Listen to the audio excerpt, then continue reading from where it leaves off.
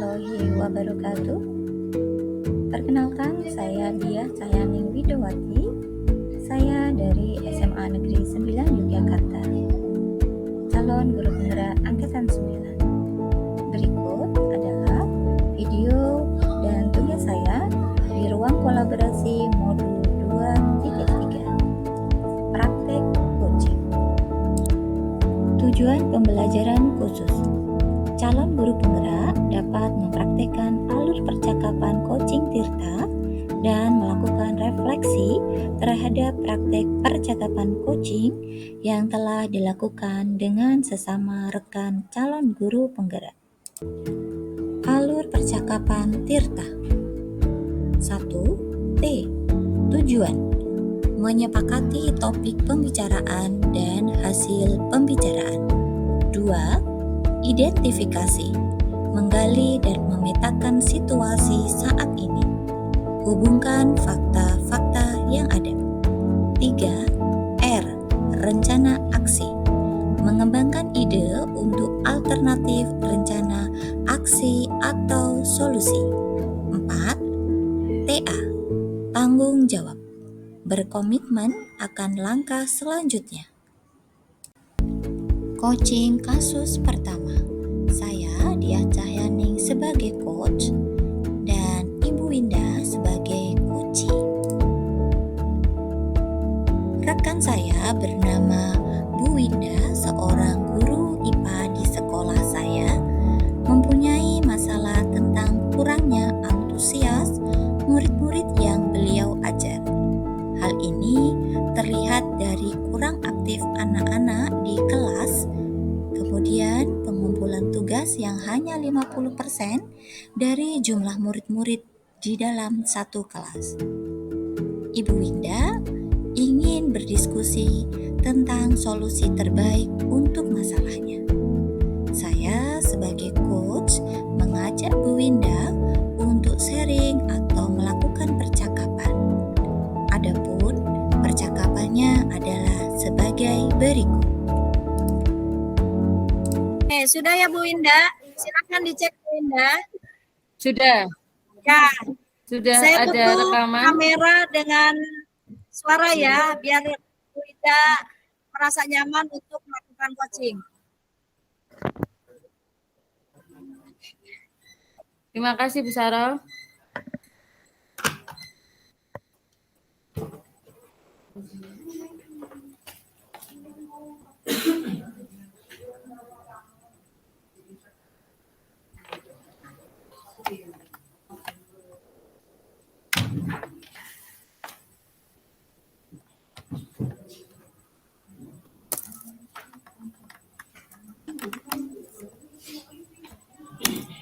Bu?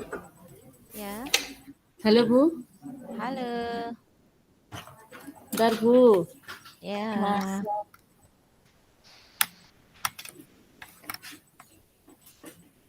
Jangan dulu apa saya dulu?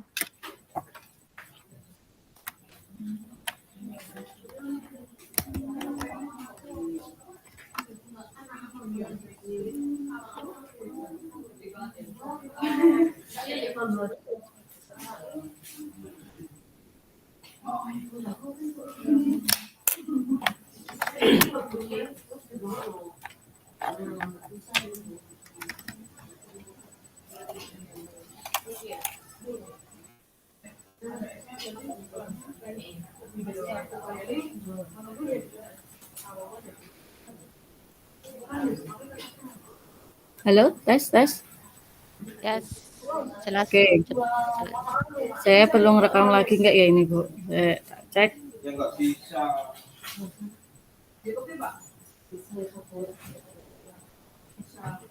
Enggak kok, sudah.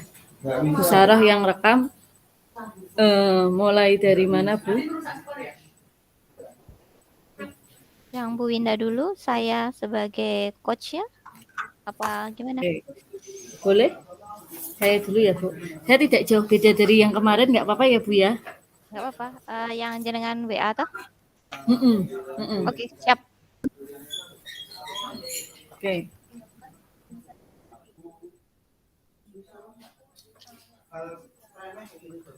Jadi pengantarnya saya seorang guru IPA yang mempunyai masalah tentang kurangnya antusias murid-murid saat diajar, dan ini terlihat murid saya kurang aktif di kelas. Kemudian pengumpulan tugasnya juga baru 50% dari jumlah murid-murid yang ada di dalam satu kelas. Kemudian saya meminta solusi kepada Bu Diah, gitu ya Bu ya. Ya, gini. Bu Diah, Assalamualaikum warahmatullahi wabarakatuh. Waalaikumsalam. Bolehkah saya meminta waktunya sebentar? Saya mau cerita tentang apa yang saya rasakan akhir-akhir ini di kelas, Bu. Baik Bu Winda, apa yang mau Ibu ceritakan? Begini Bu Dian, akhir-akhir ini saya merasa murid-murid di kelas saya yang saya ajar itu kurang antusias dalam menerima pelajaran dari saya. Selain itu, murid-murid saya juga mengerjakan tugasnya itu tidak maksimal yang dikumpulkan. Kira-kira hanya ada 50%. Jadi, menurut Bu Winda, apa yang Ibu harapkan dari obrolan kita hari ini? Saya mengharapkan solusi atas permasalahan saya tentang antusiasme murid-murid yang saya ajar, Bu. Menurut Bu Winda, hal apa saja yang membuat murid-murid Ibu kurang antusias dalam pembelajaran bersama Ibu?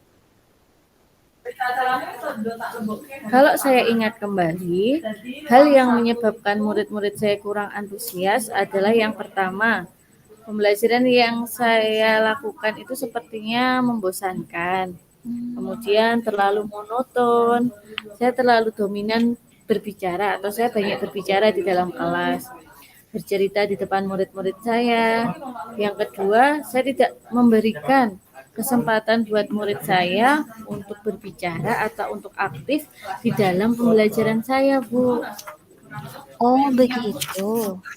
Kira-kira apa saja yang dapat membuat murid Ibu antusias dalam pembelajaran Ibu? Menurut saya, murid-murid pasti menginginkan pembelajaran yang asik, tidak monoton, dan tidak membosankan, Bu. Wah, saya sependapat dengan Ibu. Lalu, menurut pendapat Ibu, apa saja yang bisa membuat murid-murid asik dan tidak bosan pada pembelajaran Ibu? Menurut saya, pembelajaran yang benar itu sebaiknya berpusat pada murid.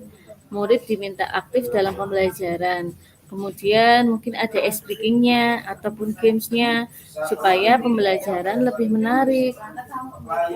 Lalu Bu, mengenai tugas yang diberikan kepada murid-murid Ibu, apakah penyebabnya sehingga kurang antusias dalam pengumpulan tugas?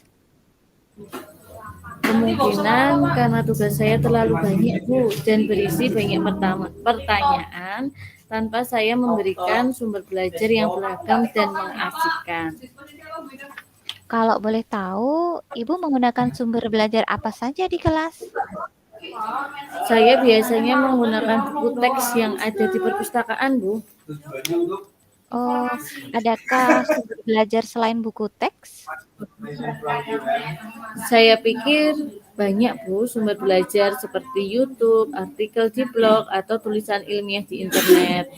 Atau bisa juga menggunakan aplikasi yang sedang tren ya, Bu, seperti TikTok, Reel, Instagram gitu, Bu. Nah, betul sekali Ibu. Saya yakin sekali bila Ibu bisa menggunakan berbagai macam sumber belajar, pasti akan membuat murid-murid antusias dalam pembelajaran. Jadi, sekarang apa rencana Ibu untuk menyelesaikan masalah ini? Yang pertama, saya akan merancang pembelajaran yang mengasihkan dengan menggunakan sumber belajar yang beragam seperti dari YouTube, TikTok. Kemudian yang kedua, saya akan memberikan tugas tidak terlalu banyak. Kemudian bentuk tugasnya sesuai dengan minat dan bakat murid-murid saya. Istilahnya, saya akan melaksanakan pembelajaran berdiferensiasi. sehingga murid tidak terkesan dipaksa, tetapi mereka memang senang mengerjakan tugasnya. Misal menggunakan bentuk drama, lagu, puisi, pantun, maupun laporan digital, Bu. Apa komitmen Ibu terhadap rencana Ibu ini? Saya berkomitmen untuk selalu membuat rencana pembelajaran yang mengasihkan, menggunakan banyak sumber belajar untuk eksplorasi materi, sehingga murid-murid saya dapat menjalankan merdeka belajar. Dan saya akan membuat murid-murid saya senang dalam kegiatan eksplorasi materi. Tanpa ada unsur paksaan, akan saya serahkan pemilihan sumber belajar pada murid-murid saya. Wah, bagus sekali rencana Ibu. Mudah-mudahan berhasil ya, Bu. Saya sangat mendukung. Mudah-mudahan semua berjalan lancar dan sesuai harapan ya, Bu.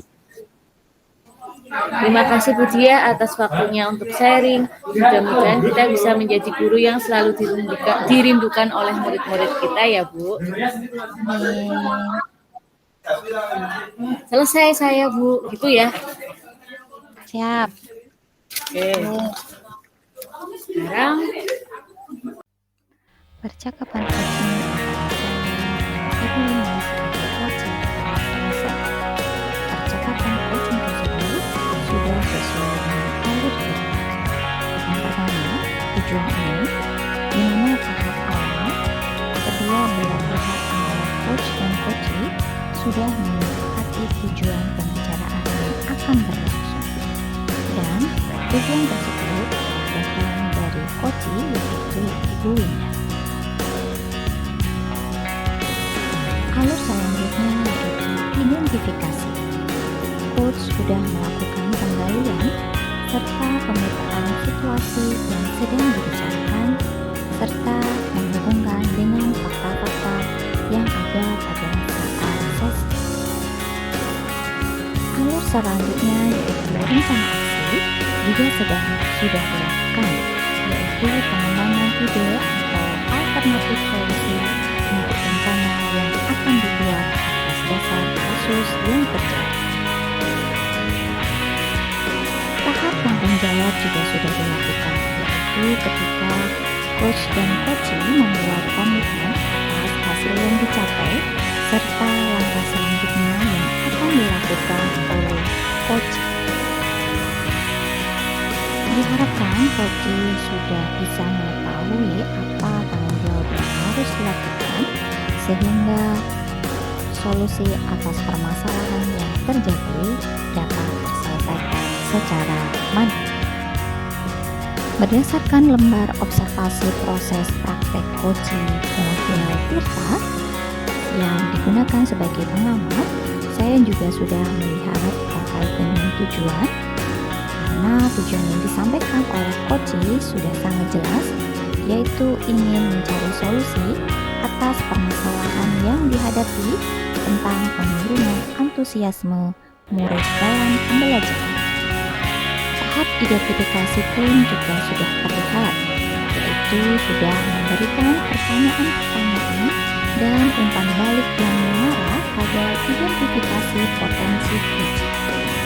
Coach sudah memberikan pertanyaan yang dapat membuat coaching menyadari bahwa pembelajaran yang dilakukan harus mengasihkan, banyak sumber belajar, dan tugas harus sesuai. Rencana aksi yaitu memberikan pertanyaan-pertanyaan dan umpan balik mengenai rencana aksi coaching dalam menyelesaikan permasalahan. Coach sudah memberikan pertanyaan yang dapat membuat coaching merencanakan hal-hal dalam menyelesaikan permasalahan baik tentang antusiasme murid dalam pembelajaran dan atau tugas yang belum terselesaikan. Di alur tanggung jawab yaitu memberikan pertanyaan-pertanyaan dan umpan balik mengenai komitmen coaching dalam melaksanakan rencana aksinya.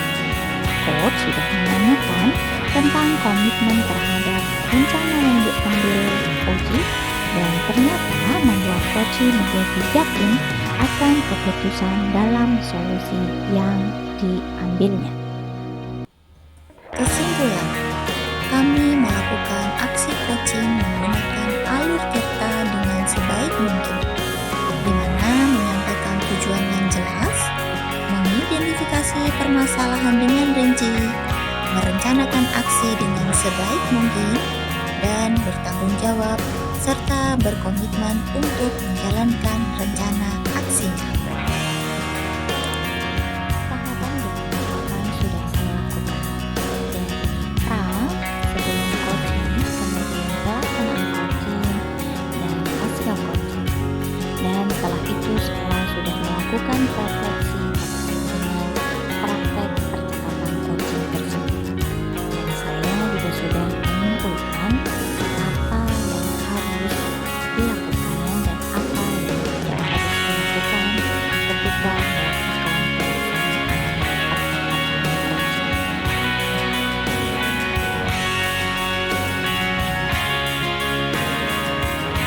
Kurang dan lebihnya saya mohon maaf. Apabila ada masukan, kami persilahkan bisa menghubungi saya melalui komentar di YouTube. Terima kasih. Matur nuwun, terima kasih. Guru penggerak, bergerak, bergerak, menggerakkan. Assalamualaikum warahmatullahi wabarakatuh.